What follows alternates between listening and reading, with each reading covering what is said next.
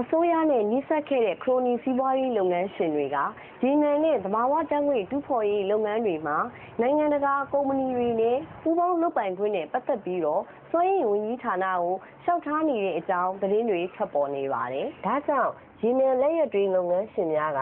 အစိုးရအနေနဲ့လုပ်ကွက်တဲ့ကုမ္ပဏီတွေကိုပေချာစစ်စစ်ပြီးမှလုပ်ငန်းလိုင်စင်တွေချပေးသင့်တယ်လို့ရေနံလုပ်ငန်းလုပ်ကိုင်သူတွေကသုံးသပ်ပြောဆိုကြပါတယ်။အရင်ဆိုရလက်ထက်တုန်းကစွမ်းရည်ဝန်ကြီးဌာနအနေနဲ့ရေနံနဲ့သဘာဝဓာတ်ငွေ့တူးဖော်ရေးလုပ်ငန်းလုပ်ပိုင်ခွင့်ကိုအစိုးရနဲ့နှိစက်တဲ့ကုမ္ပဏီတွေသာချထားပေးခဲ့တဲ့အတွက်ကုမ္ပဏီနဲ့လုပ်ကွက်လုပ်ကိုင်သူတွေကြားမှာအဆင်မပြေမှုတွေရှိခဲ့ပြီးတော့ကုမ္ပဏီဝန်ဆောင်မှုမှာလည်းလိုအပ်ချက်တွေရှိနေတဲ့အတွက်မျက်နှာမှုတွေရှိခဲ့တယ်လို့တရက်မျိုးကမြို့ကန်တွေကအခုလိုပြောဆိုပါတယ်မမှန်တဲ့အခါကျတော့အင်္ဂလိပ်တို့ကတခါကြလဲဟို5-6ဘူးကျင်းပေါ့အဲ့လောက်ရတာအဲ့လောက်ရတဲ့အတိုင်းတော့မှသူတို့ကဒီတည်းအစီအစီဘယ်ကိုထွက်တာလဲဘာကြောင့်အပြင်ကိုရောင်းတာလဲအဖမ်းမယ်အပြင်ကိုရောင်းပိုင်ခွင့်မရှိဘူးငါတို့ကုမ္ပဏီနယ်နိမိတ်ငါတို့ဝယ်ပိုင်တယ်ငါတို့လှုပ်ချင်တယ်လို့လုပ်မယ်ဆိုတဲ့ပုံစံမျိုးကြီးသူတို့အဲ့ဒါမျိုးတရက်ခရိုင်တွင်းမှာပဲမြမရေနံနဲ့သဘာဝဓာတ်ငွေ့လုပ်ငန်းနဲ့ပုဂ္ဂလိကကုမ္ပဏီတွေအကျိုးတူပူးပေါင်းဆောင်ရွက်ရာမှာဒေသခံတောင်သူတချို့ရဲ့လယ်မြေသိမ်းခံရပြီးတော့ရေနံလက်ရက်တွင်းတွေလာရောက်တူးဖော်နေကြတဲ့အတွက်တောင်သူတွေလည်းမလုပ်ရရေနံနဲ့တူးခွင့်မရပဲအလုပ်လက်မဲ့ဖြစ်ရာကနေရေနံတွင်းလုပ်ကိုင်နေရသူတွေနဲ့ဒေသခံတွေကြားကမနစ်ကနှစ်ကုန်ပိုင်းအခြေအနေဖြစ်ခဲ့ဘူးတယ်လို့ဒေသခံတွေကပြောပါတယ်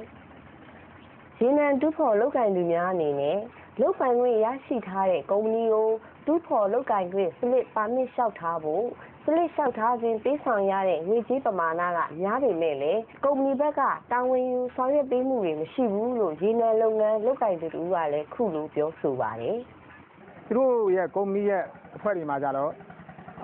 တိတ်တွေမရှိဘူး။ကျန်တဲ့လူကတိတ်မရှိဘူး။နောက်ပြကြကျွန်တော်တို့စနစ်အတွက်ထောင်းသိန်းခွဲဆိုတာလည်းတမင်သက်ပေးနေတာ။အဲ့တော့သူကအခုကျွန်တော်တို့ရွာမှာမိသားတက်ဖွဲ့ဆိုဖွဲ့ထားပါတယ်။အဲ့ဖွဲ့ထားတဲ့အထက်မှာ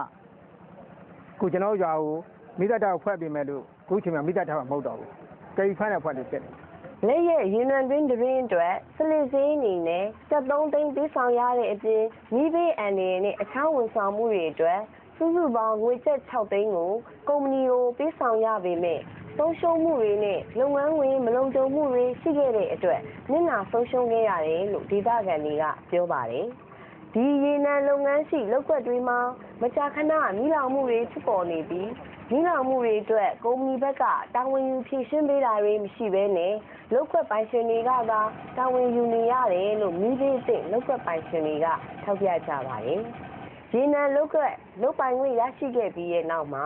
ရေနံလုပ်ကွက်အတွင်းမိလောင်မှုဖြစ်ပွားခဲ့တဲ့ရွှေရာသီကုမ္ပဏီကတော့လုပ်ကွက်တွေမှာမိလောင်မှုတွေနဲ့ပတ်သက်ပြီးတော့ခုလိုသုံးသပ်လိုက်ပါတယ်။လို့နေပေါ့နော်ရေနံမြေဆိုတာရေနံဆိုတာတော့ဒါကတော့လောင်စာလို့ပဲရှိရလေလောင်စာဖြစ်တဲ့အတွက်သဘောတဘာဝအရာတော့မီးလောင်မှုတွေကတော့ဖြစ်တာပါပဲဒါကတော့ကျွန်တော်တို့ဒီရေနံမြေမှာမဟုတ်ပါဘူးတခြားရေနံမြေတွေအကုန်လုံးမှာလည်းပဲမကြာခဏဖြစ်လေဖြစ်တာရှိပါတယ်အများအားမကြာခဏဖြစ်လေဖြစ်တာရှိနေပါတယ်ဒါထူးခြားဖြစ်စဉ်တစ်ခုမဟုတ်ပါဘူးဖြစ်လေဖြစ်တာရှိတဲ့ဖြစ်စဉ်လေးတစ်ခုပါ